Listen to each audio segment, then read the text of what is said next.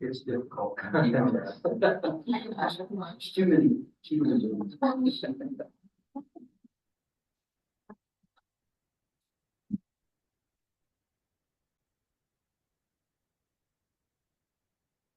Ladies and gentlemen, I call this meeting to order on Tuesday, January 2nd, 2024 at 7 o'clock. It's a roll call. Counselor Funderburk. Excused. Counselor Dufflock. Here. Counselor Katie McMillan. Here. Counselor Wheeler. Here. Counselor Dennis McMillan. Here. Counselor Tenight. Here. Mayor Sype. Can I please get a pledge of allegiance? I pledge allegiance to the flag of the United States of America and to the republic for which it stands, one nation, under God, indivisible, with liberty and justice for all. Thank you very much. At this time, council will looking for an approval of the agenda. Make a motion of the agenda as it stands.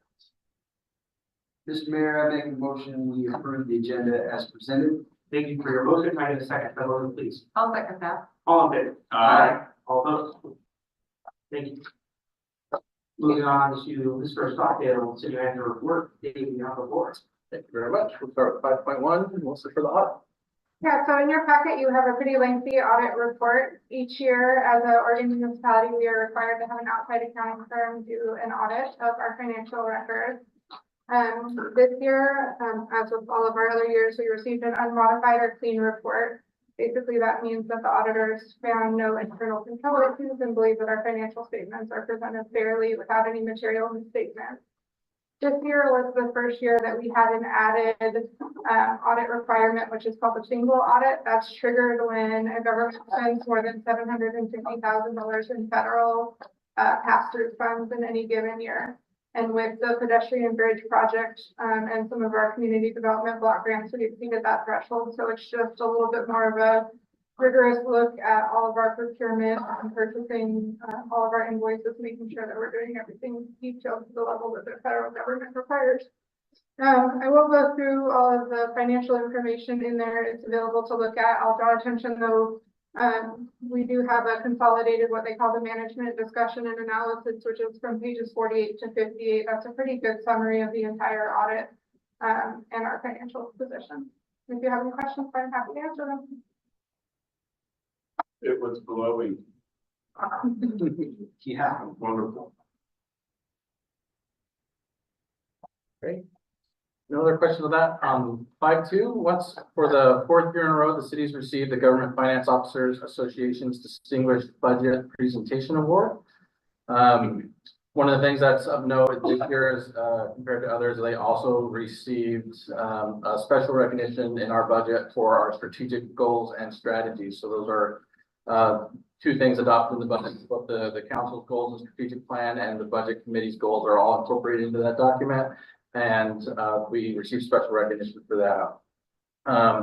It's a relatively rigorous review. It's a review by your peers. It's a review by CPAs and others throughout the industry. And so we're quite happy once again that Melissa and our finance department and our budget committee and our whole process that we've received that award once again. So pretty happy to report on that. Any questions about the budget award? Congratulations. More glow. More glow. It all comes at once. All right. And the next item on the agenda is for your information. We have standing committees both in our city code that are appointed by the mayor for each of you councilors. So we have the Personnel Committee, Community Development, Finance, Public Works, Police, and Policy. As a matter of standard operating procedure, what we typically do is when you are the junior member of the committee moves into the chair position, and the chair then gets appropriated to another position. So what we have for this year, mayor has appointed, and I'll direct you to have questions towards him if you have any. For personnel committee chair will be Ashley Wheeler, and then Trent Funderburk. Junior, and then community development, Darren Duffloff as chair, Ashley as junior. Finance, Katie McMillan as chair, Ro Tenight as junior. Public Works Committee, Dennis McMillan as chair, Darren Duffloff as junior. Police, Corinne Funderburg is chair, Katie McMillan is junior, and Policy Roa Tenek is chair, and McMillan as junior. Some of these committees meet on a relatively regular basis, others are on an as-needed basis. The police committee also meets with, we have the use of force committee that with new legislation that was approved, what, 2 years ago now, all instances of use of force are required to be reviewed by a citizen involvement and peer group committee. And so our police subcommittee participates in that as well. So that's that meets as a quarterly, is that right? Yes. So I'm a little rusty. I was out for medical leave for a little while, so here I am trying to shake the rust. Good to have you back. Yeah, thanks. I'm not sure if you have any other questions or direct those towards Mayor if you have questions. Yeah, if anyone has any questions about that, feel free to reach out, contact me, and move your around. And then we'll be coming back up. All right, and then planning commission. So when we have a member of the planning commission or budget committee or any of our citizen appointed committees, if a seat goes vacant early, we have to declare a vacancy and then reappoint. In this case, we just have some seats that finish their term but are not being reappointed. So there's no vacancy to declare, but we just wanted to make you aware that there are open seats both in the planning commission and in the budget committee, and that you'll see information going out both on our social media and our website tomorrow, continuing to advertise for people to be interested if to participate in those commissions and committees. If you happen to have friends or family or others that might be interested, we would encourage you to talk to them about that and then get them in touch with Mayor Site. And we'll go through a process of review and interview if necessary, and then they'll be presented to you at a council meeting. Like you'll see later on the agenda for some other seats for reappointments that you see tonight. An application is required. Application is required. Any questions on subcommittees? Okay. With that, we have some business to take care of. We have a presentation and honorarium for Chief Huxell, and then we have open office for Chief Bridge. So we're going to start with this. Okay, I am medically not allowed to lift anything more than 10 pounds at the moment. I don't know. This feels maybe a little more hefty than that, but we can do our very best. Oh boy, a lot of candles on that cake. A lot of candles on this cake. So Chief Ivy, come on up. Wow. Here. Because there's a fun camera here. Yeah, you're not allowed to reach the limit. I'm not. So we have a epoxy brick made out here. Sometimes it's called a plaque. I'll just read it to you here. It says for Chief of Police Darla M. Huxell, in recognition of 26 years of exemplary service, leadership, crime prevention, and unwavering commitment to the safety and well-being of our community. May the next chapter of your life be as rewarding and fulfilling as your career in law enforcement. Wishing you a well-deserved retirement, City of Umatilla. Do the right thing for the right reason at the right time. It's our department. So this is for you. And shake your hand. I'll thank you here, and I'm sure we have others that would like to do the same. I know. Chief.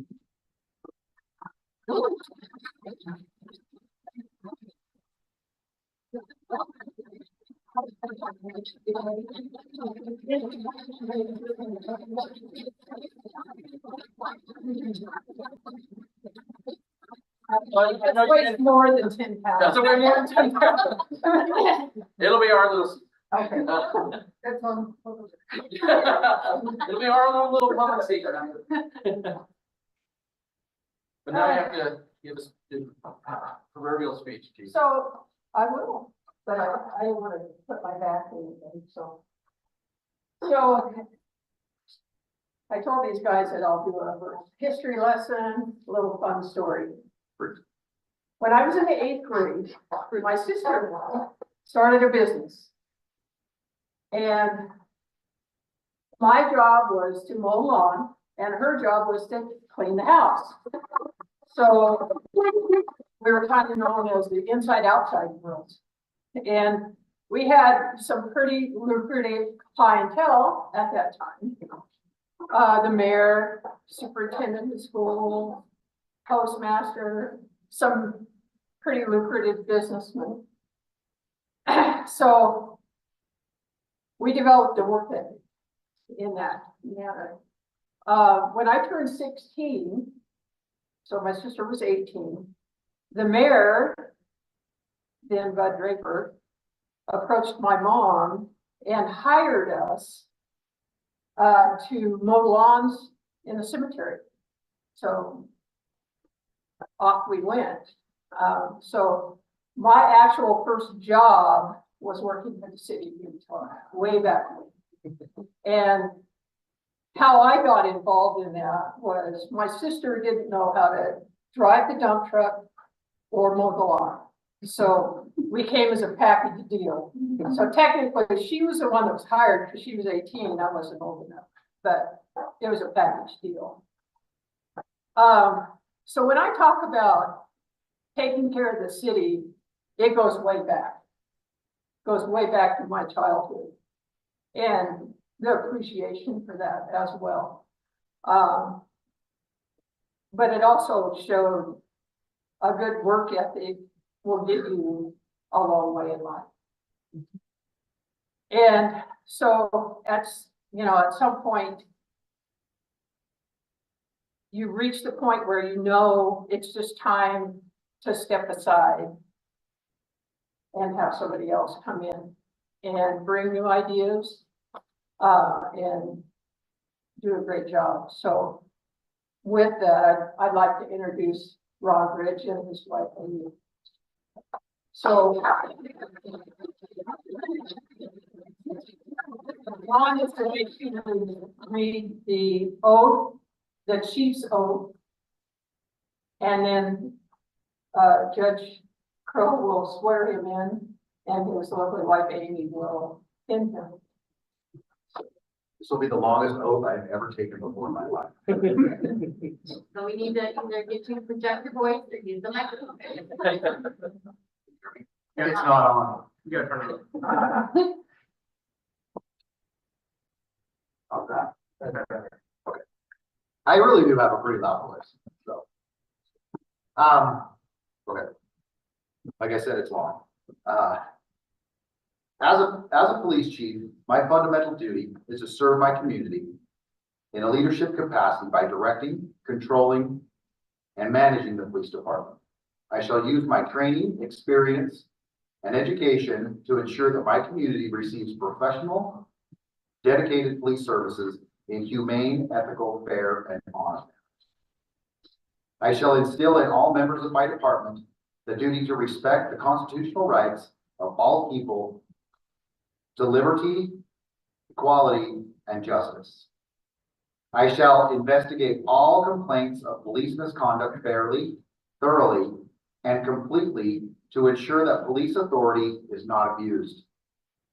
Likewise, I will defend and protect my employees against unfair and unjust accusations so as to enable them to perform their duties of law enforcement without interference or intimidation. I recognize that as a community leader, I must keep my private life unsullied and be a role model of sobriety, honesty, and fidelity. I accept the fact that as police chief, I forfeit some rights of privacy that other occupations enjoy. I shall maintain budgetary and fiscal control of police expenditures to ensure that the limited public funds I administer are expended appropriately and in conformance with budget laws and sound fiscal policy. I will faithfully discharge my duties as a member of the Oregon Association of Chiefs of Police. I will accept my obligation to pay dues regularly and to support the organization by active involvement in the affairs of the association. When I accept assignment to a committee or as an officer, I shall conscientiously fulfill my duties to the best of my ability. I recognize my office as a symbol of public trust. I will constantly strive to achieve these objectives and ideals, dedicating myself before God to my chosen profession, law enforcement leadership.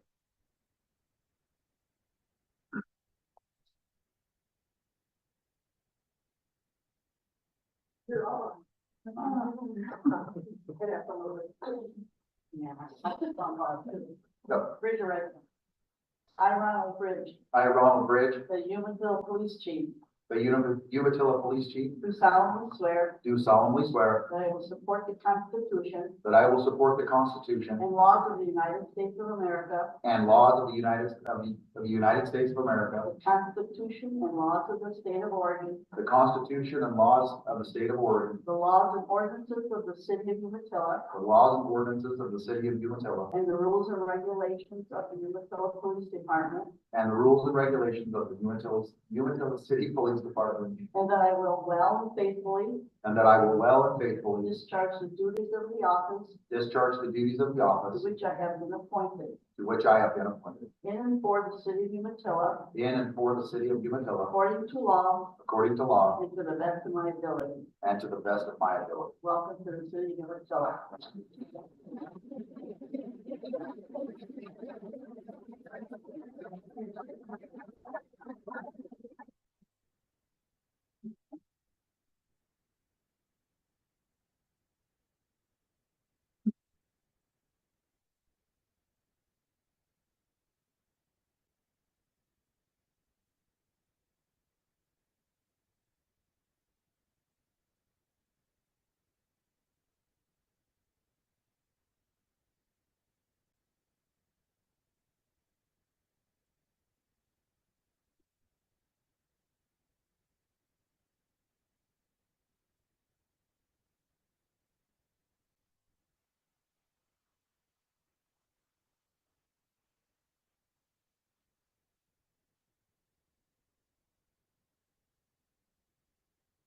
Yeah.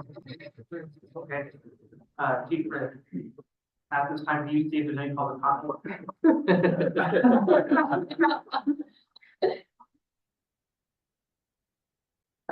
Beginning of a beautiful friendship.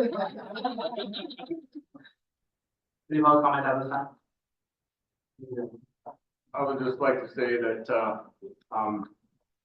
I can't remember another police chief here in Umatilla. I mean, it's been that long.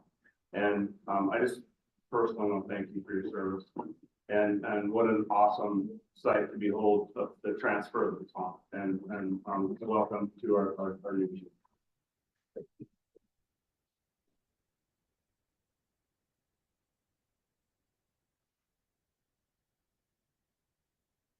This, these are the.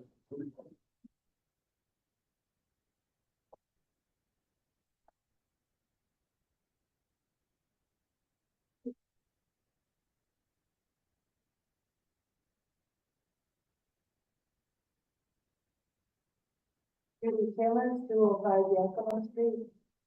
Good evening. I am here as a representative of the Umatilla Museum. We still get people that say we have a museum. It's only been here for 30 years.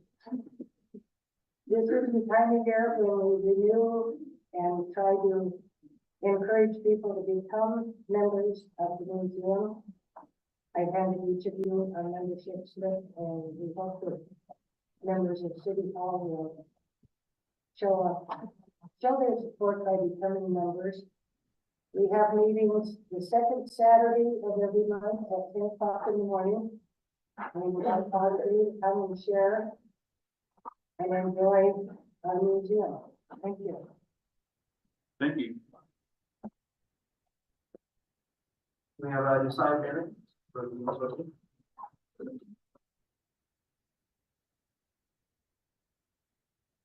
Josiah Barron, 457 Stevens Avenue. I'm here representing the Umatilla Chamber of Commerce as the executive director. And I just wanted to mention a few upcoming community events. First one is this Thursday, January 4th. Remember that it's the town hall for U.S. Senator Ron Biden. He will be here for the Umatilla County Town Hall at the Umatilla High School this Thursday at 12:30 p.m. And then also going back to the museum is also, they will be starting what's called Let's Talk Community Conversations, just an opportunity for members in the community to go and meet together, talk about what's happening, what's going on. So the Umatilla Museum will be open for that starting January 8th, and then every Monday at 10 a.m. for the rest of the month of January. So you can come, bring your own coffee, and share your thoughts, concerns, ideas about what's going on in the community or surrounding area. And I mean, we have social media, but sometimes the best way to stay connected is in person. So, and it will be led by your very own local historian and author, Sam Noble. So there'll be great things to see, and it's a great time if you haven't been into the Umatilla Museum to go in there. Like I said, that will be every Monday, starting on the 8th at 10 a.m. at the Umatilla Museum. And then the last one I wanted to mention is one of our members, Umatilla Mora Head Start. They'll be having their early childhood educators job fair and community event. It will be at their location in Hermiston at 160 Northwest 2nd Street on Wednesday, January 24th from 4 p.m. to 7 p.m. And wanted to say Happy New Year to everyone, and thank you very much. Thank you. Thank you.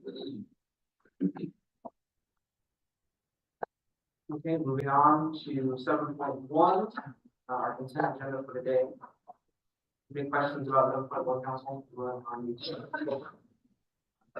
23 invoices for the number.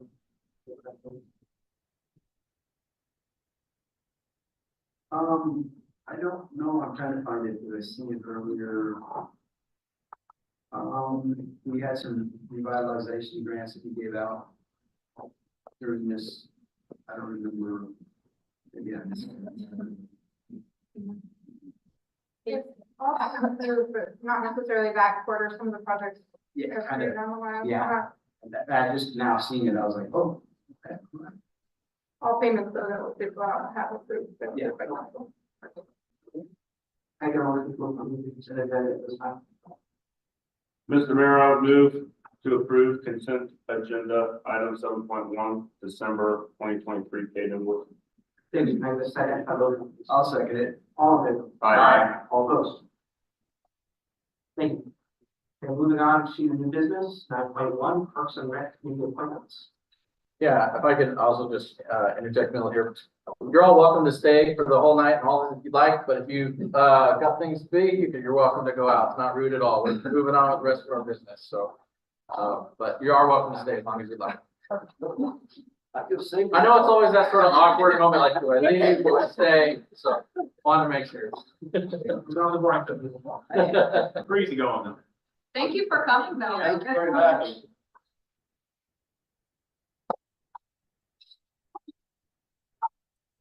All right, so, Mayor's looked at, has 3 reappointments for the Rec Committee, Tina Writings, Lexi Capers, and Maximo Bodella. Bedoya, thank you. I always get them wrong. So these are reappointments. If there are any questions or directed for mayor, otherwise we're looking for a vote to confirm the appointments. They wanted to. Yeah, they fill out an application and turn it in. Okay, you will be reappointed. That's what they think. And their submitted applications are included in the packet as well. Yep. Council, any questions about the appointment of the time? We get a motion to approve the appointment of the Dan. Mr. Mayor, I'd like to make a motion that we approve new business item 9.1. Are we doing both of them together, just the one? Just We'll do them one at a time. One at a time, okay, so, I'd like to make a motion to approve this new business item 9.1, your reappointment. I get a second. I vote. I'll second that. All. Aye. All opposed? Moving on to 9.2. Same thing, but it's a Same thing, different committee, different person. So budget committee and Rick Cotterell for that one as well. questions? And we're seeing for the motion this time. Mr. Mayor, I make a motion, we accept 9.2 budget committee appointment as presented by you. I guess I have voted against. I'll second that. All in favor? Aye. Opposed? Thank you, guys. All right, moving on to 9.3, resolution 16/2024. Yes, you guys may remember that we received 2 grants from the Oregon State Marine Board. You did already see an agreement for the new Jet Park boat ramp replacement, but the agreement that we're looking at tonight for phase 1 of our marina design was kind of stuck with OSND through their review process. So we just received that quite a bit later. But the agreement here will let us get going on the project. The grant is $129,764, and our match is just shy of $360,000. Any questions of this time, council? We're seeing for the Mr. Mayor, I'd like to make a motion, we approve new business item 9.3, resolution 16-2024. Thank you. I guess second. For the- I'll second that. All in favor? Aye. All opposed? Okay, moving on to 9.4, resolution 17/2024, resolution authorizing mayor to sign intergovernmental agreements. Yeah, so the Oregon Department of Transportation is going to be working on a project that includes areas inside of Umatilla to make sure that our curb ramps are ADA compliant. So tonight we have with us representatives from ODOT. We have Aaron Winterton and Blaise Exxon, who are going to be presenting a little bit, showing you what this project looks like, and then we'll do the motion for approval of the IGA after that. So we can't bring up the way station? You can bring up anything you like.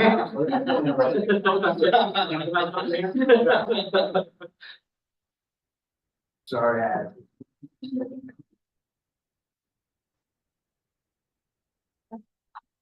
Happy New Year, everybody. Yeah, like, said, I'm Blaise Exxon, Aaron Minnick. I think you guys have in your packet the same handout that we have and on the screen over there.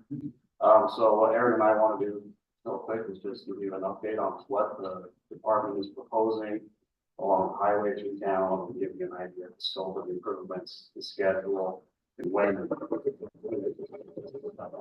So this project is part of a larger, or the improvements in Umatilla are going to be part of a larger project that includes improvements in Echo, Aragon, Hermiston, and Boardman.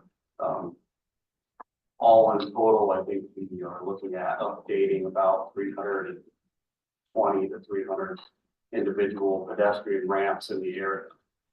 The improvements specific to Umatilla are at A Street, Jane Avenue, Isel Drive. How do you, is it Isel? Isel? Isel? Thank you. River Road, Brownell, and the interchange. And included in these sheets, you can see that most of these locations are pretty minor in terms of scope. A lot of these ramps have slight inadequacy today. For example, a slope might be 2.5%, where the maximum slope is supposed to be no more than 2%. Right? So these are a lot of the corrections that we're proposing. We go through a lot of them are fairly minor in these locations. We don't anticipate any utility impacts, any significant utility impacts for the city. I think there's a water meter that might have to be adjusted by the contractor. Closure, lane closures are expected to be pretty minimal. There's been a lot of program work here in the past. I'm sure everybody's familiar with the type of construction that will be experienced. Probably the largest scope of the improvements are what's shown there now at the interchange in Brownell. We've got some pretty extensive reconstruction of the existing ramps out there. I just have a question. I don't mean to interrupt you. I apologize. So it looks like you're just going to readjust what's already there. Correct. Okay. Yeah, we're not at that location. It's just fixing issues that are, we're not proposing any new ramps there. So, In terms of schedule, right now, we're in the final design phase. We're open to any comments or suggestions from the city or city staff. We've been working with city staff and that was previously on the project. We're looking to advertise the job this April and expect construction to start mid-summer. And it will probably carry on into 2025, depending on the contractor's schedule. And where they want to start. So at that point, any other questions about the scope, we'd be happy to look into it and respond. If you don't know the answer right offhand, happy to look it up and get back to you. So that's about the scope of the work. And then of course there's the agreement. There's a question about the agreement. Any council would like to go time?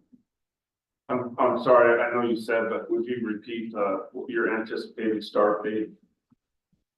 Advertising is this April, so bid opening is set for April 25th. It typically takes a couple months after that for a contractor to get under to the contract executed and mobilized out to the site.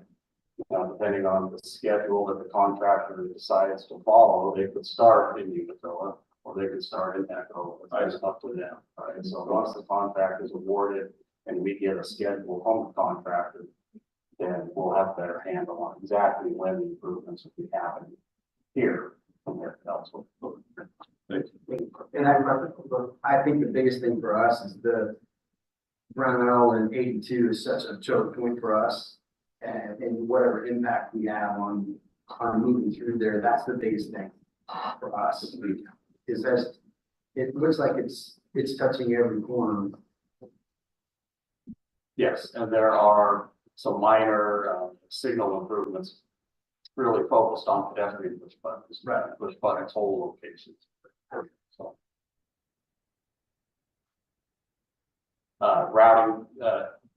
routing pedestrians through their direct traffic will be taken into consideration. Like I said, we don't really anticipate significant lane closures for any significant point of time. There might be momentary lane closures as they unload equipment or something like that. Okay, it's not. We don't expect day-long or week-long lane closures. Thank you. Any further questions? Okay. We get a motion to approve at this time. Mr. Mayor, I would move to approve new business item 9.4 resolution 17-2024. Perfect, thank you. Can I get a second? I'll second that. All of it. Aye. All opposed. Okay, thank you for your time. Thank you very much. Okay, moving on to 9.5, resolution 18-2024. So the city is working to finalize design and get bid documents ready for the utility, water and sewer improvements to Power City and the Brownell areas that we've been working on for several years.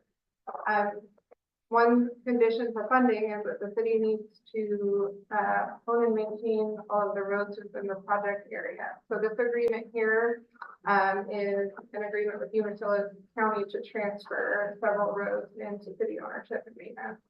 Along with transferring that responsibility, they have also agreed to give us $200,000 towards future maintenance and improvement of those roads. How big a portion was the River Road, Prairie Road, 1275? There's like a map of the right. You're reading my mind. Yeah, so this is the fund, so 3 or 4 years ago now, about 4 years ago, we transferred from 730 and Power Line intersection up to essentially where the storage facility is right now, up there on Power Line Road. Right. And this now takes it from there all the way to exit 5 until it hits the ODOT right of way. So this will take that, essentially, it will take all of the area on this side of the overpass out of county maintenance. What about River Road?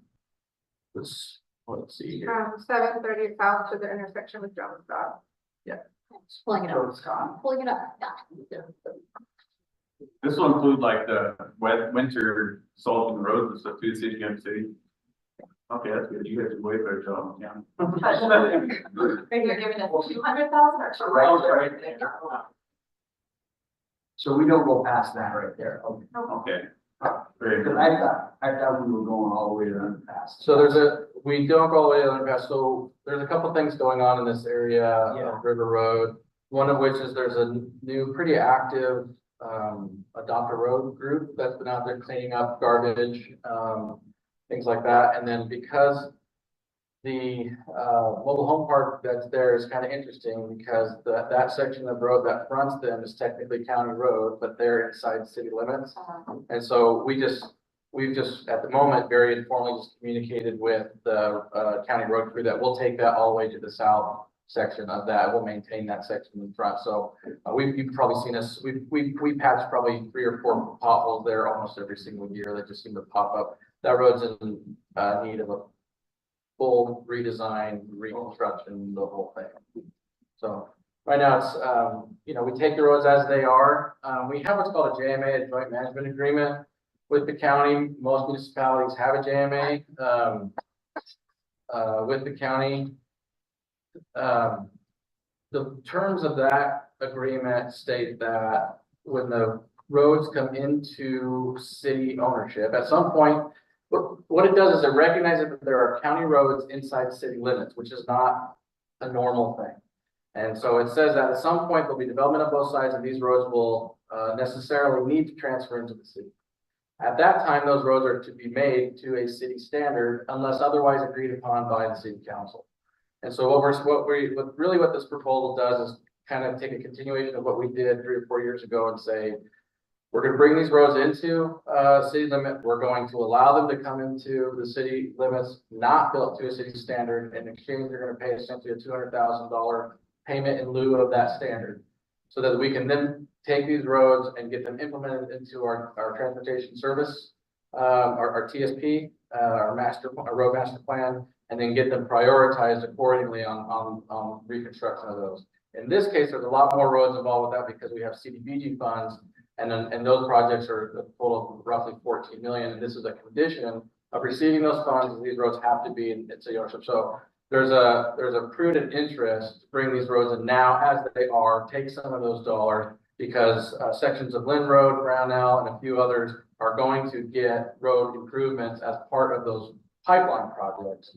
And then the other funds, this will allow us to go, we have all the housing that's been built up on Powerline Road, for example, they have a development agreement with the city. So they pay, depending on the house, anywhere between $1,000 and $2,000 a house. That goes into essentially a pot of funds specifically for reconstruction of Powerline Road. So we have the 200,000 originally from several years back, plus this, plus each of those developments coming through. And anybody else that's had to do a transportation impact analysis or a TIA along that road has, if their project met transportation failures, they're required to pay towards this total improvement. So there's kind of a lot of moving parts associated with this, but this is sort of one of those puzzle pieces that lines up into all those other pieces. It has the scaffold ones on it too, so which is a weird anomaly. That was a weird anomaly, and it's also got that off bridge across the canal that will likely at some point. We've had developers interested in that area, and each commercial property that looks to be developed there has been scared off because of that bridge. So we, at some point, we'll need to look at it. We look at our community development and economic development goals throughout the city. We'll need to look at that as a community development opportunity because we've had fast food restaurants and others that are very interested in being essentially wayside travel providers, fast food and rest areas and things like that that have been very interested but haven't been able to just make the filing because of that bridge on that canal.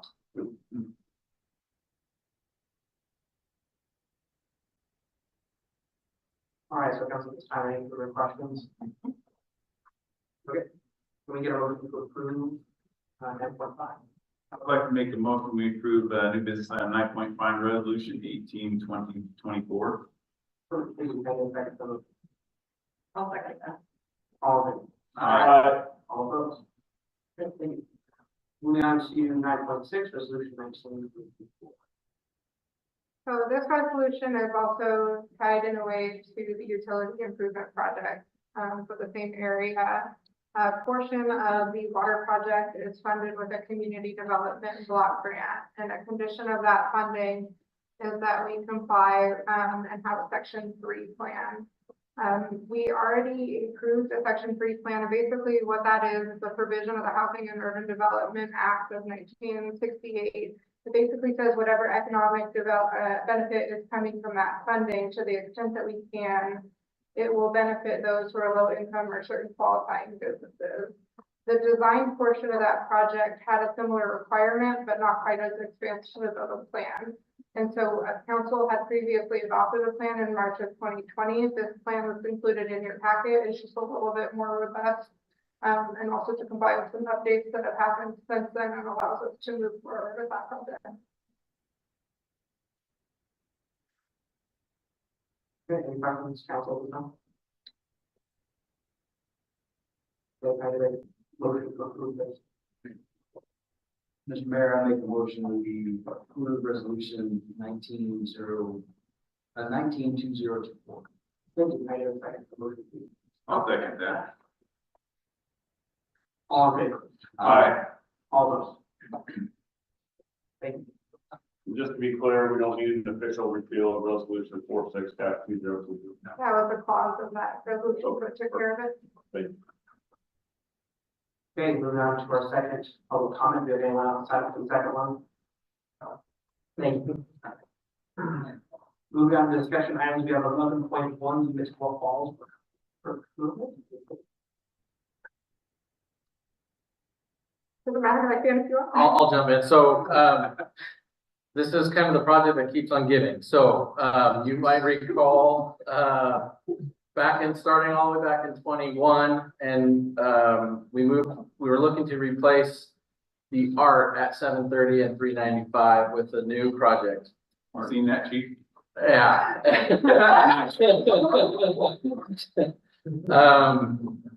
We were able to put together what we thought was a rather significant budget of about 1.2 million. It went out to bid in 22 just to get bids back at twice the price, about 2.3 million for that project.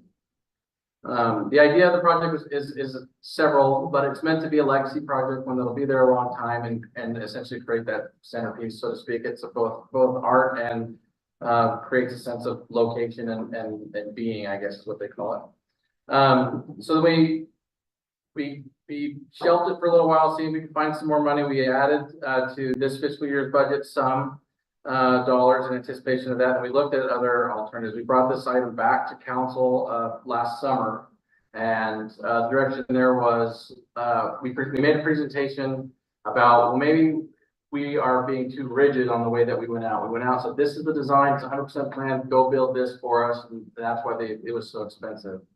So we went out between that time and the last 6 months that we've met with at least a half dozen contractors that might be interested in building this project, and met with our engineering firm and several others to go over what our options might be. And one of the things we've looked at here is one of the best options is a construction manager general contractor agreement. So we have JB here tonight to help define that better for us and go through what that might look like and why staff and our contracted engineer believe that this is probably our best path moving forward. So I'll turn that on.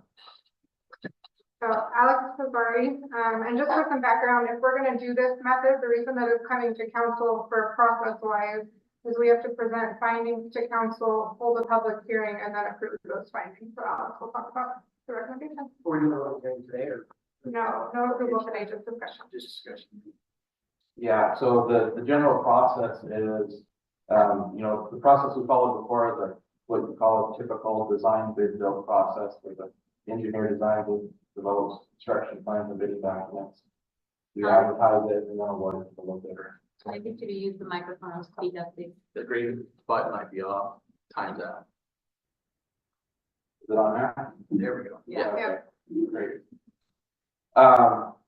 And so what we're proposing is using what we call an alternative project. And so the CMGC is one particular alternative project delivery method. In this case, what we're proposing is advertising for a contractor, but awarding based on qualifications, not on the low bidder. And so, that's one benefit of it. Secondly, we would bring that contractor on to help us finish the design. So contractors oftentimes have great ideas on how to make things more constructible, how to help us use the budget a little bit better. And also it provides an opportunity to lower the risk for the contractor. Because as we know, risk is a lot of the bids. And so it's a more collaborative relationship with the contractor. And so we think in this particular instance, it makes a lot of sense because we could bring the contractor on during design, help us do some value engineering, help reduce the contractor's sense of risk. And then at the end of design, we develop a guaranteed maximum price with that contractor to build the project for that cost. And as an off ramp for the city, if we can't agree to a guaranteed maximum price with that contractor, we say, thank you very much for your services during design. Now we're going to bid it like we normally would. So there's an off ramp to protect the city as well. So to use this alternative project delivery method, we need to go through the Oregon rules to do so. And so the Oregon rules allow you, the city council, as a local contracts review board, to decide whether or not to use this alternative project delivery method or not. So the findings are something that we work with city staff to prepare. And those are, there was an advertisement in the paper today notifying people that the city of Umatilla is considering using this method of alternative project delivery, inviting people to attend the public hearing, which will be 2 weeks from today, and provide testimony if they think that there's something that you guys should be considering to not use this method of alternative project delivery. They can also submit written testimony before the meeting as well. But the idea is between now and 2 weeks from now to review these findings, make sure you're comfortable with them, and then consider any public testimony 2 weeks from now, and then decide whether or not to move forward with this method of alternative project delivery. And then if you do decide to use it, the process moving forward is we will develop an RFP document and advertise that for contractors. The RFP document will be very specific. It'll be very transparent. It'll show the contractors the selection criteria that we'll be using to evaluate the contractors. And then so there will be RFPs submitted. We'll review them to see, we'll form a selection committee to review those, invite them for interviews as the next step. And then overall, the contractor will be selected based upon the scoring of the proposal interview. And then that selected contractor will develop a scope of marketing fee estimate to help with the final design phase of the project. I got a little, so one of the things that as we did some of the preliminary work and as we met with some contractors, this project is really quite unique because it doesn't really fit into any GC's normal portfolio of things they create. It's not really landscape architecture, but it is. It's not a pool, but it is. And it's not really, you're not building a structure or a building that has to meet certain type of, construction guidelines for public safety that way of, seismic activity and things like that. So it just doesn't fit well into anything. What's also unique about it is some of these contractors say, well, I have all this experience doing pools and I contract this guy for landscape architecture and I do other stuff. And so one of the things that will ultimately, as Alex said, it's more of a collaboration with contractors that we look at because they bring us more of that field, real world experience, and they bring their not only their portfolio of experience, but also their Rolodex of contacts that might be able to help with that project. And but whereas we have a design project that we all liked and voted on before, now we're saying, okay, we want something kind of like this. That's sort of our guideline principle, and then we co-design it in collaboration with a contractor that says, I have these resources and these experiences, and I can build you something that looks like this, and they'll give us a couple different concepts, so to speak. So we work together. So it's still more work ahead. It is a way we want to go. If we absolutely said, I love what we already have, we're just going to find more money to build that. We think that's also an option as well. But this is a unique procurement strategy that ORS allows us to do. Kind of unique to Oregon. Other states have similar, but this one's a little bit unique and gives us quite a bit more autonomy of it through a collaborative effort. So if we do hear from the citizens of the public hearing and we all vote yes in that, what's the process of like, from someone collaborating to the point of working on that bill? Are we still looking at like 12 months, 18 months out? No, hopefully not that long. So we've already been drafting a draft proposal. We have anticipation that this will move forward. The idea is we will advertise that RFP, forget the actual date, but sometime later in January. That'll be open for 2 or 3 weeks. The goal would be to have a contract to bring forward to you as the city council. I forget the date that we targeted. I think it's sometime in March. I think the March 7th meeting is what we would hope to bring. And so then at that point, we would begin the redesign phase of the contractor. I think that would indicate a couple of months. And then their schedule for construction is something we would work out with them during that design phase, but our hope is to have it built by the end of the year. Who would be the ultimate overseer on this type of setup? Would it be you? Is it somebody in the city? Who ends up being the the final say? Yeah, ultimately, the city as the owner of the project is the ultimate say. And so during the design phase, the city has a contract with JDB, the engineer, during the design phase, and the city has a contract with the contractor during the design phase also. And so at the end of that design phase is when we will develop that guaranteed maximum price with the contractor. And that's when the city as the owner can say, great, we like that price. We're going to amend your contract and ask you to build this project for the price of the guarantee. Or if we can't agree on a price, the city has the right to say, thank you, contractor, for your services during design, but we're going to do it different.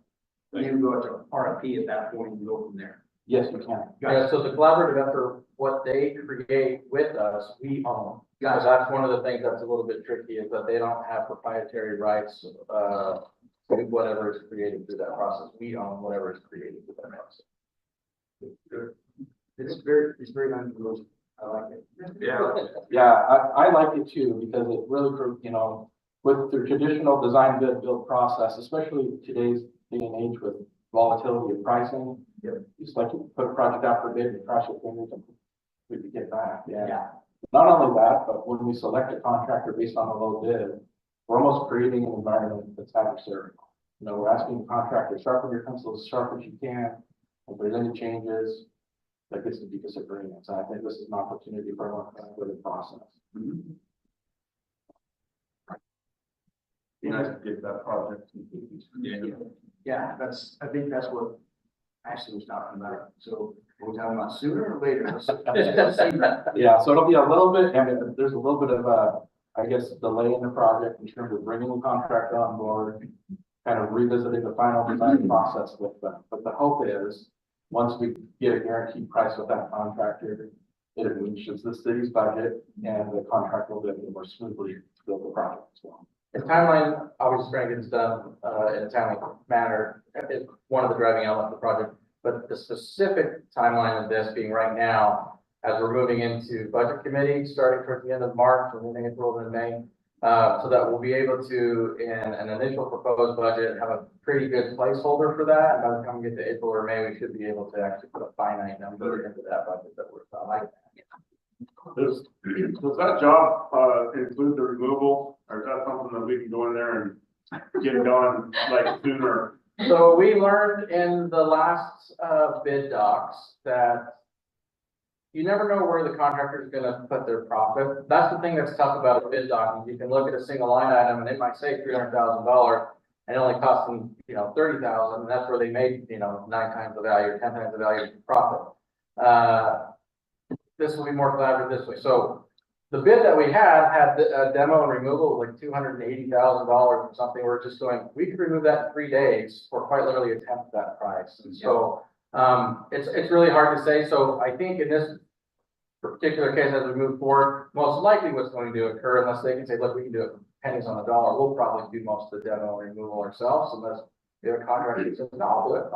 maybe we have to pay them, and those boulders are worth value out there. And so Yeah. we might be able to offset some of the costs in kind and things like that. We talked about doing it sooner, but we were a little worried too that once you start moving things, the public will expect us to immediately be replacing with something else when we weren't that far. Yeah. Of course, it'd be a lot of tear shed when that thing's gone. It's gonna be terrible. Yeah. Maybe a little water. Tears of joy, I think. Yeah. Yeah. Thank you, sir. Thank you for your time. Okay, moving on to 11.2, UNITO and OSU. Yeah, thanks. So the city has a irrigation water right through partnership with Hermiston Irrigation District, according to a contract that HID has with the Bureau of Reclamation. Sounds like a lot. What that really means is that there's water that flows through that HID canal that we have access to for two of our properties located actually pretty close to the Ukill Falls.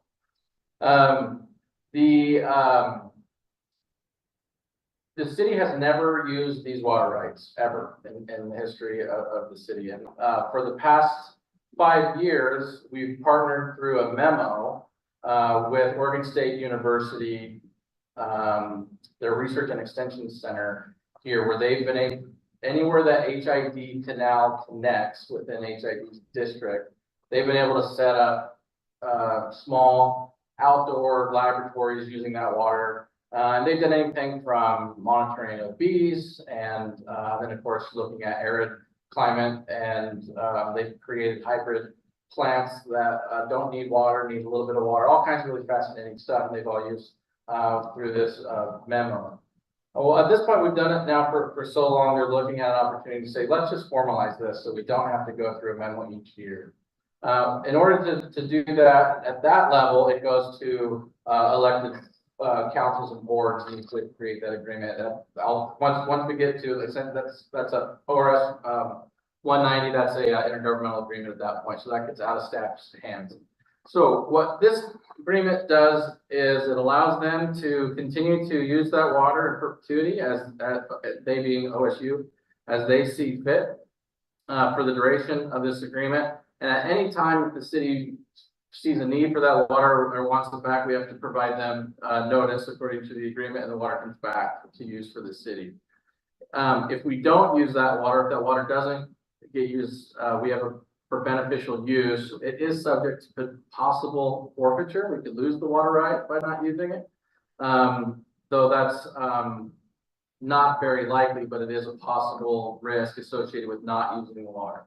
So we have established relationship, and OSU has been able to do some really great work out here in the area. We have water that is we don't use. We have basically Lynn Road is essentially the only area that is inside city limits that's part of HID. Everywhere else is part of either Westland or West Extension Irrigation District, and we only have 2 parcels where this property is associated with this water right that we've never used before. So we're looking to formalize that. Wanted to see if you had any questions, major concerns, or anything about that agreement. If there are none, or if we are able to correct them between now and 2 weeks from now, we'll bring this to you as either a consent item or a business item.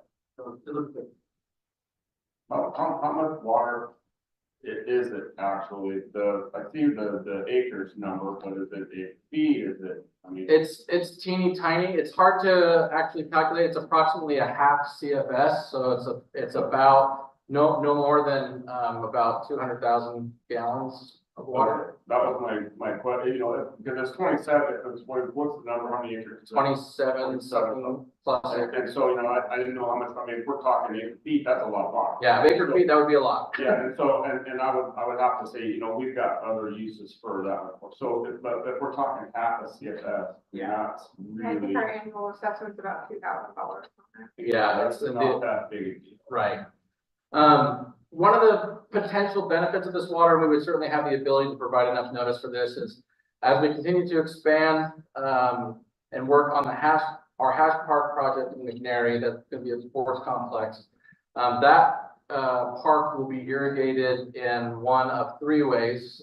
It could be, the most inefficient way would be the use of potable water that's nearby, very expensive and very unnecessary to treat turf with chlorinated water. The most likely that's going to occur is we'll expand with financial help and other assistance of some of our industrial partners, our pond at Big River Golf Course. And that'll turn into a mixed water zone of both Columbia River water and non-contact pooling water. And so the water right we have for the golf course is for all 120 acres. But if we bring in, for example, 200,000 gallons or 100,000 gallons a day through mixed use, we can then reappropriate that water to Hash Park. So it's a lot easy, it's a really easy pipeline straight from the golf course down to Hash, and we'll be able to irrigate a park there in a highly sustainable way using river water and reuse water. That area is an HID. We could, or at least the canal runs through there. We could, in theory, repurpose this water, re-identify Hash Park as a piece of property where we could use irrigation water to do that. And in fact, we could do one of those individually, or we could combine all of those uses. It's just a matter of what we could. We haven't done all the full analysis on that as well, but the anecdotal, or at least the preliminary analysis of the reuse is most likely the best way. That's the one, the canal's on the south side of 730. Canal is on the south side of 730, correct? And this wouldn't, if we make this agreement with OSU, that would impact us potentially being there for Hash Park? No. No, it wouldn't. It would just, we would just be subject to the notification of cancellation. That's it. And did I understand you correctly, the monetary value of this annually is about It's $2,000? about $2,000 a year.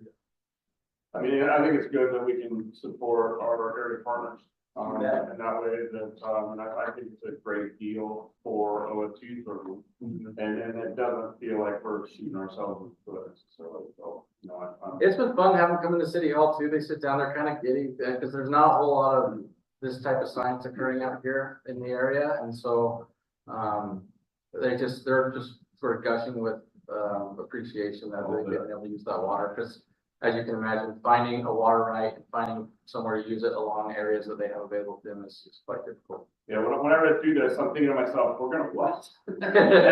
But now I better understand, so. Any further questions or comments? Okay. Next, we're going to move on. We want to leave a message. Happy New Year, everyone. Glad you all did. Go ahead, we're going to go ahead. Thank you for our old chief for her years of service and commitment. The retirement party was quite a hoot. It's good to see everyone there. And I'll welcome the new chief of police and thank you for making a commitment to our community and congratulations about closing your house. That was a big deal. We appreciate it. Looking forward for your years of service and appreciate you coming in. Thank you, Judy, for your museum stuff. We'll get back to you on that key stuff. I'll come in and donate them. Thank you, council, and hope everyone's a happy new year and looking forward to another good year. We'll go ahead and get started with number 12. Oh, perfect. First of all, yes, happy New Year, everyone. Secondly, I appreciate the Facebook posts are being better. It's easier to share. It's not an event like we had talked about before. It's easier to get going. And I was going to tell you that too. The chamber's done a much better job. And I really appreciate you coming and giving us monthly reports and talking about stuff. That's awesome. Good deal. And is there a way that we can create? I don't know that we can. I know we have a lot of projects going on, and I have people stopping me all the time. Hey, what's this? How come they're doing that? And what's going on with this? And sometimes it's just daunting because we don't get that information necessarily. I know some stuff we can. Is there a way to create, for lack of a better term, an easy button to where people can find it on the website and they see like a map that says future products or projects or something? There's like a product. Yeah, so we haven't created like an interactive map like that where they could look in an area and click and they can see. That's probably a good addition that we can add. In fact, that's a great idea, I think. But we do have on our webpage, on our landing page, our city projects page.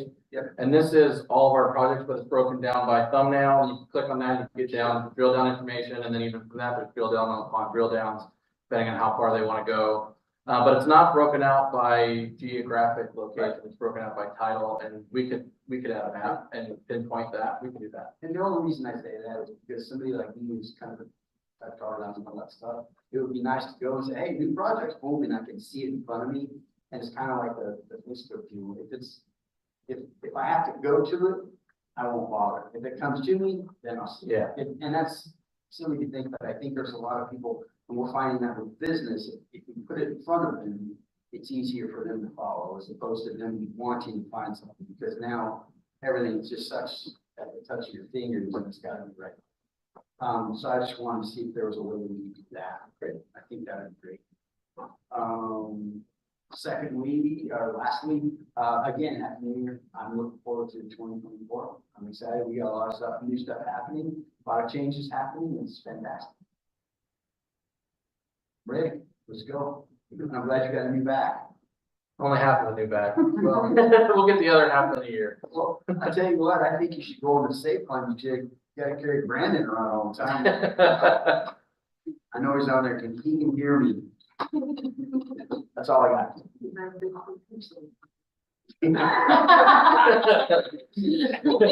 Got nothing. I can only hear about half of what's being said there. I'm getting most of it. I just want to say Happy New Year to everybody. Thank you, Judy, for coming and talking about the museum. Without you guys going out advertising, a lot of us wouldn't even know that was available, so we appreciate it. Chief, old chief, new chief. So thank you for your service. This would definitely be hard shoes to fill, but I think he's up for the task. And I know you'll still be back there throwing stuff in his head and tell him, hey, do this right. So, and welcome back, Dave.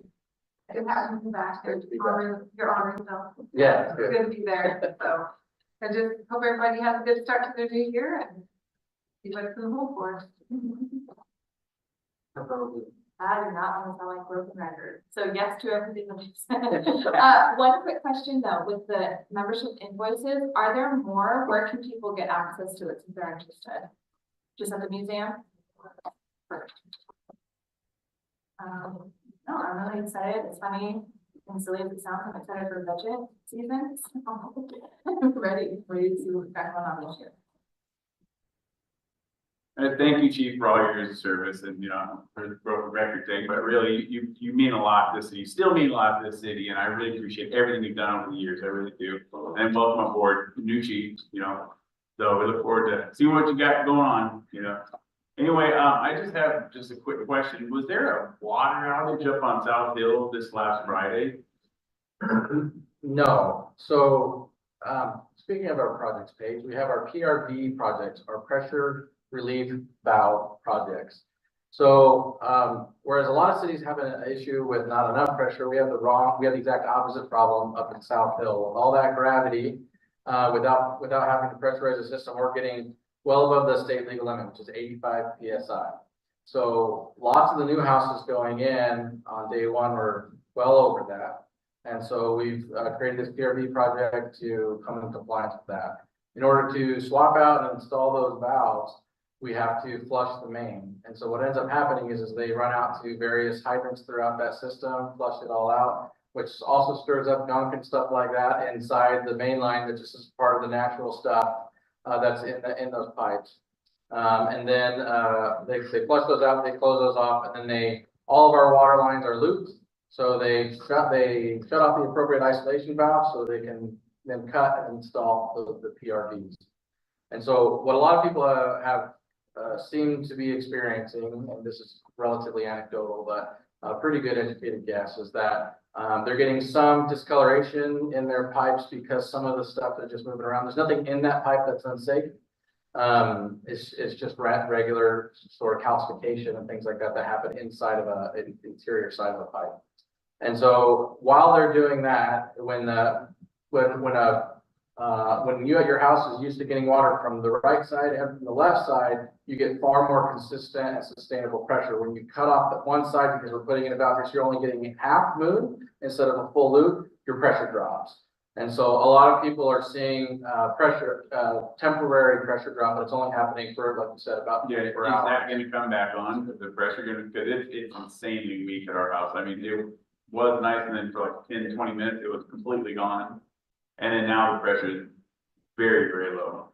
So we can, check back in with our water crews, as far as we know, they're done with those installations in most of those areas out there. If we can always run up and we can check pressure at your house, we can make adjustments, to those. What's nice about the pressure release valve, it's possible they've been installed and the one in your area, and they've been adjusted to relieve too much pressure. So we can readjust those. It's essentially like a gate valve, and you can control what opens and closes, but it has built-in reliefs for that. I've had 6 neighbors contact me complaining about the pressure this week, and it is really. So I will say this too, particularly in the new homes out in the area. So all new homes being built, Brandon can talk to us more, have energy requirements. It seems where water and energy don't seem to go in the same sentence, but your water saving measures are part of your energy requirements for the new homes that are out there. So simple things like even in your shower head, they'll all have small little pressure restrictions there that will limit that head to 1.6 gallons per minute, 1.8 gallons, and so on. So you can pull those off and pull those out, things like that. Right, I'm like every single. But yeah, but everything throughout, yeah. We You can, run. Brandon says you're not really supposed to do that. It's your Okay. house, it's your property, you can do what you want. I'm just saying, yeah, like, I mean, it's not even sprinkler season right now, but if I had sprinklers going in, someone's taking a shower, it's just a trickle. Yeah, so I suspect and like I said, we'll check with the water crews, but probably over the next 2 to 3 months or so, they'll be out there doing some adjustments, is my Okay, guess. so if But I can talk with them more and come back with their update. I really appreciate it, man, yeah, it's terrible, terrible. What does that mean, that I can rip the tags off my mattress? Yeah, We don't regulate mattresses. that went on public record now. Yeah. I'm asking. These guys. Yeah. My turn? Yep. Yep. All right. So, we've rung the bell up and down the line here. Yeah. So I just, and I kind of, alluded to this earlier, but, one thing that I kind of missed is that we're a very tight knit community. I mean, we care about each other. We honestly, seriously care about each other. And that makes us kind of like family. And I just want to welcome you, Mr. Bridge, to the family. And that includes Mrs. Bridge. So if you would relay that to her for me, I would appreciate that. And Chief, 27 years now. Is that right? Awesome.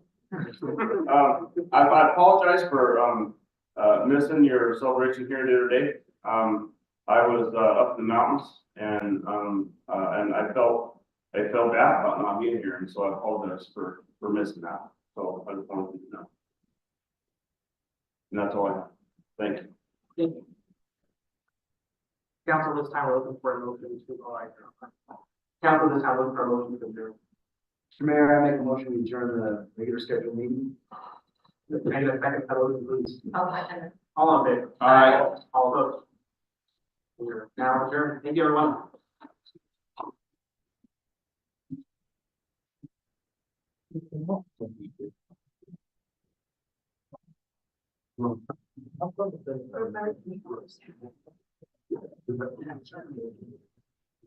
Look under wait time. We have money to put in there for when they transfer